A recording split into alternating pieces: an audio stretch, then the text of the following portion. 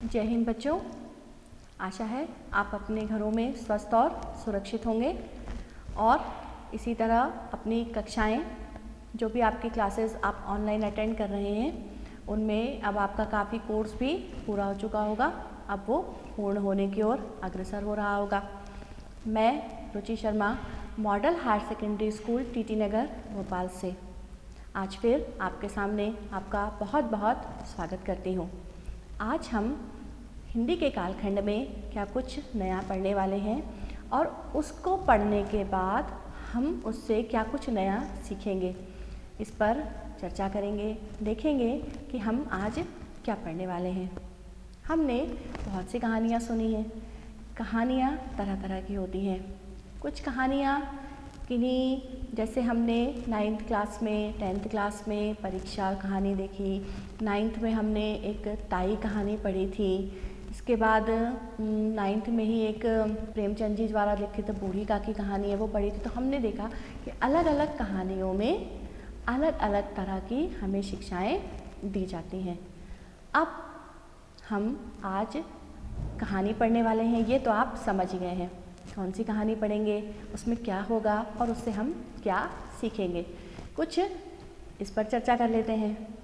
विद्यार्थी जीवन में हमारे कई मित्र होते हैं। हम देखते हैं कि उनके घरों में या उनके परिवारों में या उनके परिवार के जो सदस्य होते हैं उन सबके व्यवसाय भी अलग अलग होते हैं। कोई किसी कला में पारंगत होता है, कोई किसी कला में पारंगत होता है। बच्चों, आज हम जो कहानी पढ़ने वाले हैं वो कुछ कलाओं से भी संबंधित है। इसे हम कुछ इस प्रकार भी समझ सकते हैं कि यदि हम देखते हैं कि हमारे घर में यदि हमारी माता जी या हमारी बहन का कोई गहना खराब हो जाता है तो उसे सुधरवाने के लिए सुनार की दुकान पे जाना पड़ता है। यदि हमारे घर में या हमारे घर के आसपास या मान लीजिए कि हमारा खुद का ही घर बन रहा है तो उस घर में जब घर बनाया जाता है तो उसमें सीमेंट, रेत, ईंट, इसके अलावा जो सबसे मुख्य चीज़ होती है वो क्या होती है? लोहा, जो दीवारों में भी लगता है, जो छतों में भी लगता है, जिसकी रेलिंग भी बनती है। हम अब लोहा तो हमने देख लिया कि लोहा आता है, लेकिन उस लोहे को आकार देने के लिए किसकी ज़रूरत होती है? जो लोहा गलाने का काम करते हैं, है ना। तो जो हम इस कहानी में पढ़ने जा रहे हैं वो कुछ इसी से ही संबंधित है।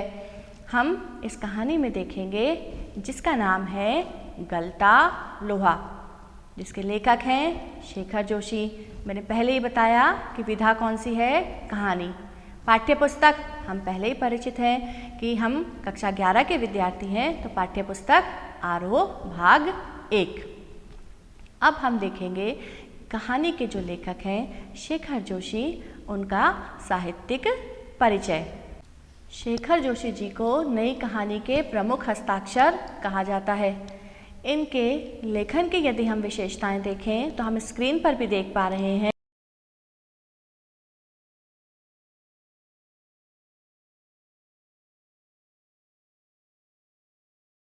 समाज का मेहनतकश और सुविधाहीन तबका उनकी कहानियों में जगह पाता है।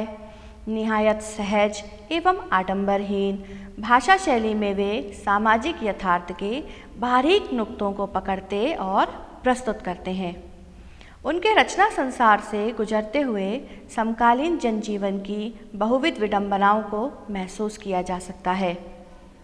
संक्षेप में हम कह सकते हैं कि शेखर जोशी जी सामाजिक यथार्थता को अपनी कहानियों में प्रमुखता से स्थान देते हैं। जिस तबके की ओर किसी का ध्यान नहीं जाता, वे उसी तबके की ओर सबका ध्यान आकर्षित करवाना चाहते हैं।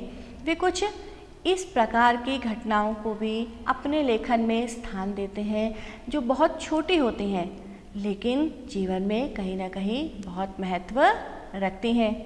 अब देखते हैं शेखर जोशी जी की प्रमुख कृतियाँ जो स्क्रीन पर भी दिखाई दे रही हैं। कोसी का घटवार, साथ के लोग, दाजियो, हलवाहा, नौरंगी बीमार है, ये कहानी संग्रह है। एक पेड़ की याद, ये शब्द चित्र संग्रह है। यहाँ पर थोड़ा सा याद दिला दूँ कि एक शब्द चित्र हमने पहले भी पढ़ा है। बिल्कुल सही समझ गए, मियाँ नसीरुद्दीन। इसके बाद हम थोड़ा सा भाषा और शैली की तरफ आते हैं। देखते हैं शेखर जी ने अपनी कृतियों में किस प्रकार की भाषा का उपयोग किया है जो हमारे ऊपर सीधा सीधा प्रभाव रखती है। शेखर जी की भाषा में व्यावहारिक तत्सम शब्दों का प्रयोग दिखाई देता है, जैसे विद्याव्यसनी, संपन्न। ये सब हम अभी कहानी में भी देखेंगे और वही मैं आपको बता भी रही हूँ जो कहानी से संबंधित हैं। उर्दू शब्द भी बहुत से हैं, जैसे आखिरी दम, उम्मीदें, सवाल। शेखर जी ने अपनी भाषा में मुहावरों का भी बहुत अच्छा प्रयोग किया है, जिससे उनकी भाषा मुहावरेदार हो गई है, जैसे सांप सूंघ गया आदि। अब थोड़ा सा उनकी शैली की ओर चलते हैं। देखते हैं उन्होंने किन किन शैलियों में अपनी रचनाएं की हैं। विवरणात्मक शैली, मुहावरेदार शैली, भावात्मक शैली और विभिन्न भाषाओं के शब्दों से युक्त शैली। जैसे अभी अपन ने शुरू में भी देखा कि हिंदी और उर्दू के शब्दों का भी प्रयोग उन्होंने किया है। इसके पश्चात साहित्य में स्थान देखते हैं। शेखर जी की कहानियाँ विभिन्न भारतीय भाषाओं के अतिरिक्त अंग्रेज़ी, पोलिश और रूसी में भी अनुदित हो चुकी हैं। उनकी प्रसिद्ध कहानी दाजियों पर चिल्ड्रंस फिल्म सोसाइटी द्वारा फिल्म का निर्माण भी हुआ है। उत्तर प्रदेश सरकार के द्वारा प्राप्त श्रीलाल शुक्ल सम्मान उन्हें प्राप्त हुआ है। नई कहानी आंदोलन में जोशी जी का स्थान अन्यतम है और वह और अधिक ऊंचा उठेगा। अब देखते हैं कहानी का केंद्रीय भाव, जो हमें स्क्रीन पर दिखेगा और आप उसे मेरी आवाज़ में सुनेंगे। गलता लोहा शेखर जोशी जी की कहानी कला का एक प्रतिनिधि नमूना है। समाज के जातिगत विभाजन पर कई कोणों से टिप्पणी करने वाली यह कहानी इस बात का उदाहरण है कि शेखर जोशी जी के लेखन में अर्थ की गहराई का दिखावा और बड़बोलापन जितना ही कम है, वास्तविक अर्थ गांभीर्य उतना ही अधिक है। लेखक की किसी मुखर टिप्पणी के बगैर ही पूरे पाठ से गुजरते हुए हम यह देख पाते हैं कि एक मेधावी किंतु निर्धन ब्राह्मण युवक मोहन किन परिस्थितियों के चलते उस मनोदशा तक पहुंचता है जहां उसके लिए जातीय अभिमान बेमानी हो जाता है। सामाजिक विधि निषेधों को ताक पर रखकर वह धनराम लोहार के ऑफर पर बैठता ही नहीं, उसके काम में भी अपनी कुशलता दिखाता है। मोहन का व्यक्तित्व जातिगत आधार पर निर्मित छोटे भाईचारे की जगह मेहनत कशों के सच्चे भाईचारे की प्रस्तावना करता प्रतीत होता है, मानो लोहा गलकर एक नया आकार ले रहा हो। यहाँ जिस प्रकार लोहा गलकर विभिन्न विभिन्न प्रकार के रूपों को धारण कर लेता है, उसी प्रकार बताया गया है कि केवल मेहनत कश जो लोग होते हैं वह अपने आप को गलाकर सच्चे भाईचारे को जन्म देते हैं। भाईचारा शब्द हमारे लिए नया नहीं है, हम अपने जीवन में भी इसका पालन करते हैं और हमें सदैव भाईचारे का पालन करना भी चाहिए और विद्यार्थी जीवन में ही इसकी नींव पड़ती है। तो अब हम सुनते हैं कहानी, समझते हैं और देखते हैं कि कहानी में विद्यार्थी जीवन में किन दो युवकों के बारे में हमें बताया गया है और गलता लोहा कहानी का शीर्षक कैसे आगे सिद्ध होता है। कहानी का जो नायक है मोहन, उसके पिता वंशीधर जातिगत ब्राह्मण हैं, तो वह भी ब्राह्मण ही हुआ। अब ब्राह्मण हुआ, पुरोहित का काम करते हैं उनके पिताजी, तो ये समझने की बात है कि वह भी आगे चलकर पुरोहित का काम सीखे, ऐसे उनके पिताजी की भी मंशा है। एक उसका जो सहपाठी है वो है धनराम, जो कि लोहार का काम करता है, लोहे को विभिन्न विभिन्न प्रकार के आकार प्रकार देने का। मोहन के पिता ने जीवन भर पुरताई करके ही अपनी गृहस्थी चलाई थी, पर अब वो बूढ़े हो चले थे, तो वो चाहते थे कि उनका पुत्र भी अब इस काम में सहयोग करे और काम सीखे, परंतु उनके पुत्र को तो किसी और काम में ही रुचि थी। वह खेतों में जो धारदार हथियार होते हैं, जो खेतों की कटाई के काम आते हैं, उनकी धार को तेज़ करना चाहता था, खेतों में काम करना चाहता था। उसे पुरोताई थोड़ी कम ही पसंद थी। जब उसके पिताजी ने उसे कहा कि तुम इस व्यक्ति के यहाँ रुद्राभिषेक कर आओ, मुझसे नहीं होगा, मुझसे इतनी चढ़ाई भी अब इस उम्र में नहीं चढ़ी जाती, तब वह वहाँ न जाकर पहले अपने मित्र के दुकान पर पहुँच गया जहाँ वो अपना कार्य कर रहा था। दोनों मित्र अपनी पुरानी बचपन की यादों में खो गए। जब हमारा बचपन का कोई मित्र हमसे मिलता है तो ये तो बिल्कुल प्राकृतिक बात ही है कि हमें उससे मिलते ही अपना बचपन याद आ जाएगा। इस तरह वो दोनों भी अपने बचपन की स्मृतियों में खो गए। बचपन में सबसे पहले क्या याद आता है? विद्यालय की कक्षा में पढ़ाने वाले शिक्षक। दोनों को ही अपने मास्टर त्रिलोक सिंह जी की याद आ गई।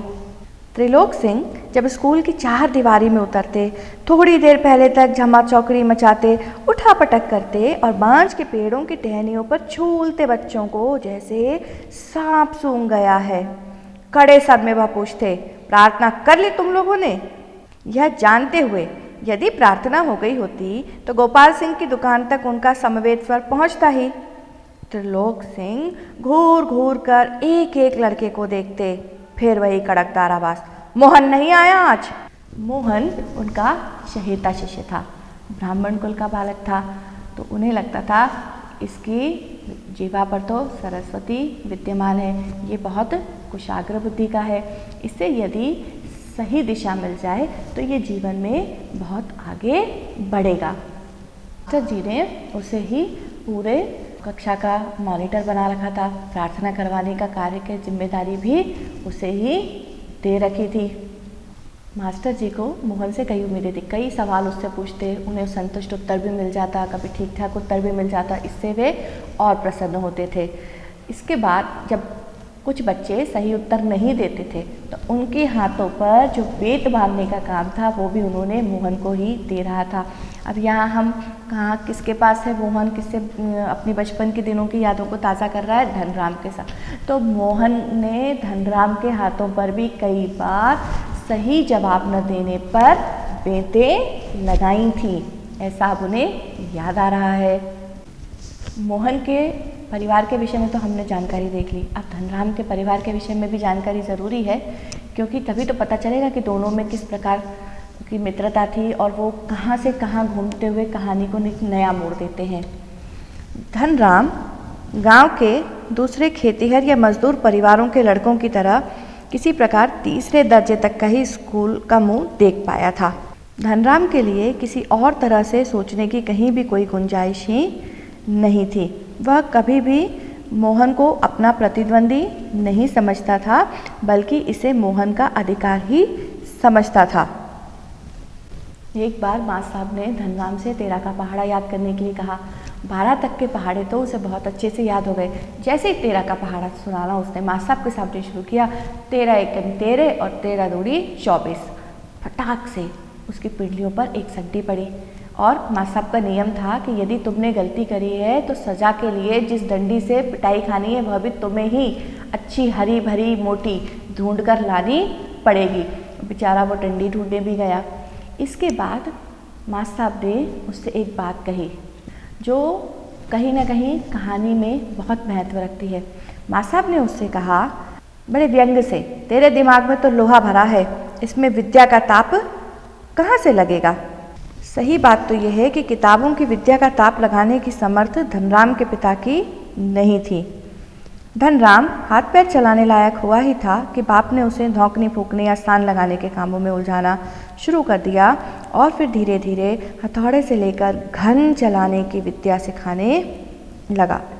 मोहन बहुत कुशाग्र बुद्धि का था, तो उसे छात्रवृत्ति भी मिल गई। कक्षा 5 तक के बाद उसे छात्रवृत्ति मिल गई। अब चूँकि कुशाग्र बुद्धि का था तो उसके पिताजी ने भी सोचा कि इसकी पढ़ाई पर यदि अच्छे से ध्यान दिया जाए या किसी बड़े शहर में इसे भेजकर इसकी पढ़ाई करवाई जाए तो यह जो बच्चा है जीवन में बहुत तरक्की, उन्नति, प्रगति करेगा। उसके पिताजी की भी यही इच्छा थी कि मोहन पढ़ लिख कर उनके कुल का दारिद्र्य दूर करे। इसके लिए उन्होंने तरह तरह के जतन भी किए। बहुत दूर के स्कूल में उसका नाम भी लिखवाया, जहाँ उसे वर्षा के दिनों में कई बार पानी को तैर कर जाना पड़ता था। आते जाते समय वर्षा के पानी में जो कीड़े मकोड़े हो जाते हैं उनका डर भी बराबर लगा रहता था। एक बार क्या हुआ, नदी का पानी उतार पर ही था और मोहन कुछ घसियारों के साथ नदी पार कर कर घर आ रहा था। पहाड़ी के दूसरी ओर भारी वर्षा होने के कारण अचानक नदी का पानी बढ़ गया। पहले नदी की धारा में झाड़, जंखाड़ और पात पतेल आने शुरू हुए। अनुभवी घसियारों ने तेजी से पानी को काटकर आगे बढ़ने की कोशिश की, लेकिन किनारे पहुंचते न पहुंचते मटमैले पानी का रेला उन तक आ ही पहुंचा। किसी प्रकार सकुशल वे इस पार पहुंचने में सफल हो गए। लेकिन इस घटना के बाद मोहन के पिताजी वंशीधर बहुत घबरा गए। अब उन्हें मोहन की पढ़ाई की चिंता कुछ अधिक ही सताने लगी। इस बीच ईश्वर ने फिर एक राह दिखाई। उनकी बिरादरी के ही एक रमेश बाबू उनके घर आए और उन्होंने सुझाव दिया कि वे मोहन को उनके साथ लखनऊ भेज दें, वहाँ वे उसकी पढ़ाई लिखाई अच्छे तरीके से करवा देंगे। वंशीधर जी तो ये चाहते ही थे। वे भी सहर्ष एकदम तैयार हो गए और मोहन को उनके साथ लखनऊ भेज दिया। अब शुरू होता है मोहन की ज़िंदगी का एक नया अध्याय। किस प्रकार से? अब मोहन जब लखनऊ पहुंचता है, लखनऊ पहुंचने के बाद वो जिस घर में रहता है वहाँ 2 स्त्रियाँ भी थीं जिन्हें वो चाची और भाभी कहकर पुकारता था। वहाँ घर में और परिवार के सदस्य भी थे। अब मोहन थोड़ा सा दही ले आना बाज़ार से, मोहन ये धोबी को कपड़े दे आना, मोहन ये छोटा सा काम है ये कर लेना, मोहन ये कर लेना। कहीं ना कहीं मोहन इन सब में ही उलझता जा रहा था। अब इन सब घरेलू कामों में उलझने के कारण उसकी पढ़ाई निश्चित तौर से प्रभावित हो रही होगी।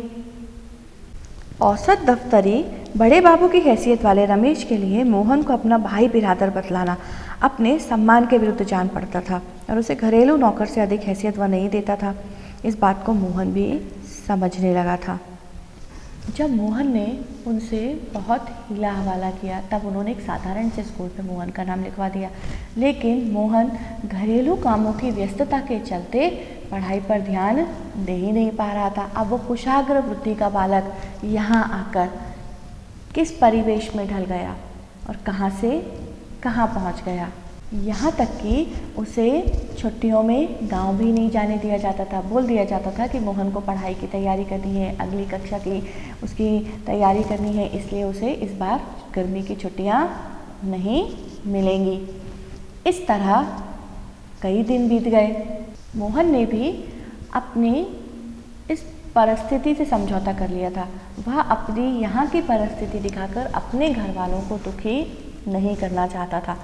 वह नहीं चाहता था कि उसकी ये स्थिति देखकर उसके पिताजी बहुत दुखी हुए।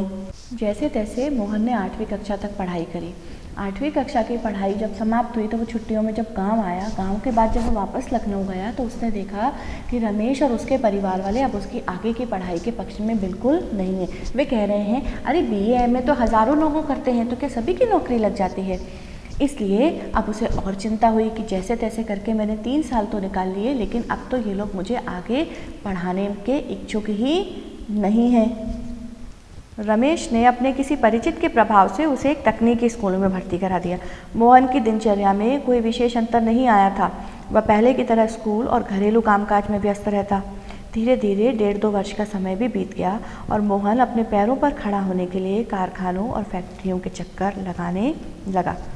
इधर वंशीधर से जब भी कोई मोहन के विषय में पूछता तो वह कहते हैं एक दिन वो ज़रा बहुत बड़ा अफसर बनकर लौटेगा, उसको तो इसकी पढ़ाई इस तरह से चल रही है, इस तरह से चल रही है, लेकिन वास्तविकता का ज्ञान किसी भी नहीं था। वो केवल मोहन ही जानता था।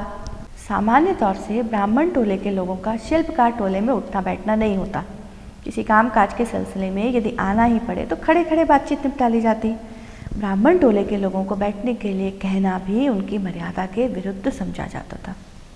परंतु मोहन कुछ वर्षों से शहर में रह रहा था, इसलिए ऐसी अमान्यताओं से वह थोड़ा सा दूर होता जा रहा था।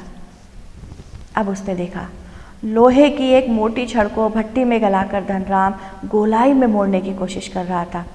उसने एक हाथ से संची पकड़ी, दूसरे हाथ से हथौड़े की चोट मारी। निहाई पर ठीक घाट में सिरा न फंसने के कारण लोहा उचित ढंग से मुड़ नहीं पा रहा था। मोहन बहुत देर तक उसे काम करते हुए देख रहा था। उसने अपना संकोच त्यागा, दूसरी पकड़ से लोहे को स्थिर किया, धनराम के हाथ से हथौड़ा लेकर नपी तुली चोट मारी। अभ्यस्त हाथों से धौंकनी फूंक कर लोहे को दोबारा भट्टी में गर्म करे, फिर निहाई पर रखकर उसे ठोकते पीटते सुघड़ गोले का रूप दे डाला। मोहन का हस्तक्षेप इतनी फुर्ती और आकस्मिक ढंग से हुआ कि धनराम को चूक का मौका ही न मिला। वह अवाक मोहन की ओर देखता रहा।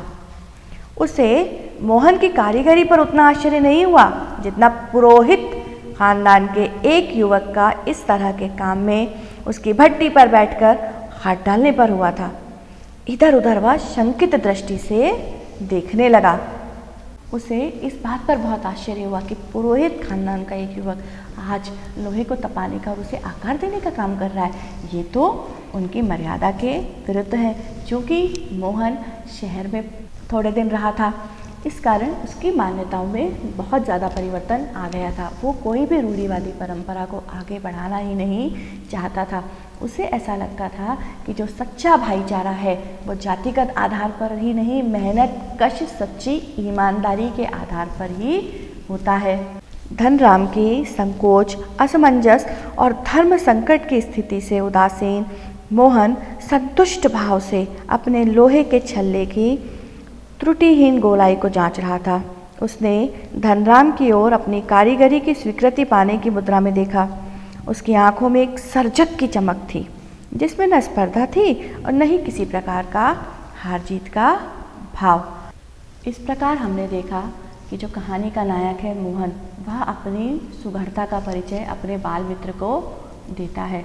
वह बताता है गलता लोहा कहानी का शीर्षक किस प्रकार सिद्ध होता है। उसने बताया कि किस प्रकार लोहे को गलाकर, किस प्रकार उस पर सही चोट कर कर उसे एक सही दिशा दी जाती है। कहीं ना कहीं वो अपने जीवन में इन सबको अच्छी तरह से अनुभव भी कर चुका था। कहानी का उद्देश्य हमारे सामने एकदम स्पष्ट हो चुका है, हमारी स्क्रीन पर भी दिख रहा है। मोहन का व्यक्तित्व जातिगत आधार पर निर्मित झूठे भाईचारे की जगह मेहनत कशों के सच्चे भाईचारे की प्रस्तावना करता प्रतीत होता है, मानो लोहा गलकर एक नया आकार ले रहा हो। कहानी को सुनते पढ़ते समय हमारे पास कुछ कठिन शब्द भी आए तो हम उनका अर्थ भी जान लेते हैं, ताकि जब हम इस कहानी को याद करें, समझें, तो हमें उसमें कोई भी दिक्कत ना हो। देखते हैं कठिन शब्दों के अर्थ। निहाई, एक विशेष प्रकार का लोहे का ठोस टुकड़ा जिस पर लोहा आदि धातुओं को रखकर पीटते हैं। अनायास, बिना प्रयास के। अनुगूंज, प्रतिध्वनि, रह रहकर कानों में गूंजने वाली आवाज़। हंसुए, घास काटने का औजार या दरांती। पुरोहिताई, पुरोहित, धार्मिक कृत्य कराने वाला का व्यवसाय या पुरोहित का भाव। निष्ठा, श्रद्धा, विश्वास, एकाग्रता, दृढ़ता। रुद्री पाठ, शंकर की आराधना का एक प्रकार। धौंकनी, लोहार या सुनारों की आग बहकाने वाली लोहे या बांस की नली।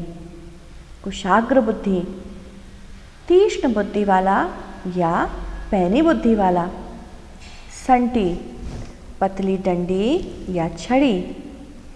प्रतिद्वंदी, मुकाबला करने वाला, विपक्षी, विरोधी या प्रतिपक्षी। विद्या व्यसनी, पढ़ने में रुचि रखने वाला, जैसे हम सभी विद्या व्यसनी हैं। खसियारे, घास काटने का काम करने वाले। सेक्रेटरीएट, सचिवालय, जहाँ धनराम को मोहन के पिताजी ने बताया था कि उसकी नौकरी लगने वाली है। त्रुटिहीन, जिसमें कोई कमी न हो। इस प्रकार हमने कठिन शब्दों के अर्थ भी जान लिए। अब कहानी को पढ़ लिया, समझ लिया, लेखक परिचय भी पढ़ लिया, कठिन शब्दों के अर्थ भी देख लिए। अब कहानी में जो प्रश्न बनते हैं उनका उत्तर हम किस प्रकार देंगे। हम उत्तर देने का तात्पर्य हमने कहानी को किस प्रकार से समझा है, हम उसे अपने शब्दों में किस प्रकार लिखेंगे। तो पहली बात तो आप कहानी का सारांश अपने शब्दों में लिख सकते हैं। कहानी सुनते सुनते ही आपको याद भी हो गई होगी। कहानी का सारांश आप लिख सकते हैं। कहानी से संबंधित कोई प्रश्न आपसे पूछा जाता है तो आप उसका उत्तर लिख सकते हैं। कहानी के जो लेखक हैं शेखर जोशी जी, इनके बारे में भी आप थोड़ा परिचय दे सकते हैं जितना अपन ने इसमें वीडियो में पहले देखा है। इस प्रकार यदि हम इन सब चीज़ों को मिला के जोड़ कर देखें तो कहानी हमें अच्छे से समझ में आ गई है। यदि कहीं नहीं समझ में आई हो तो आप वीडियो को दोबारा भी देख सकते हैं। यहाँ हम कहानी के भीतर झांकें तो हम बता सकते हैं कि मोहन के जीवन में जब वो गांव में रहता था और वो शहर में रहता था तो दोनों समय में क्या अंतर आया। हम मास्टर त्रिलोक सिंह के बारे में भी बता सकते हैं कि उनका व्यक्तित्व कैसा था, वो स्कूल में बच्चों को किस प्रकार पढ़ाया करते थे। हम गांव और शहर में रहने वालों की तुलना भी कर सकते हैं। हम ये भी बता सकते हैं कि कोई भी व्यक्ति किसी भी कार्य को कर सकता है। हम बता सकते हैं कि जब मोहन ने उस लोहे को एक छल्ले का आकार दे दिया, उसके आँखों में केवल एक सर्जक की चमक थी। वो उस समय उस लोहे के छल्ले का सर्जक बना हुआ था, इसके अलावा उसे कुछ भी बात याद नहीं थी। उसने कुछ नया निर्माण किया था, इसलिए उसकी आँखों में चमक थी। इस प्रकार हम कहानी से संबंधित बहुत सारे प्रश्नों के उत्तर भी दे सकते हैं। आशा है आप सभी को कहानी अच्छे से समझ में आई होगी और इसी आशा के साथ अगले कालखंड में फिर किसी नए शिक्षक के साथ फिर मिलेंगे। तब तक के लिए घर में रहें, स्वस्थ रहें, सुरक्षित रहें और अपना और अपने परिवार का ध्यान रखें। जय हिंद।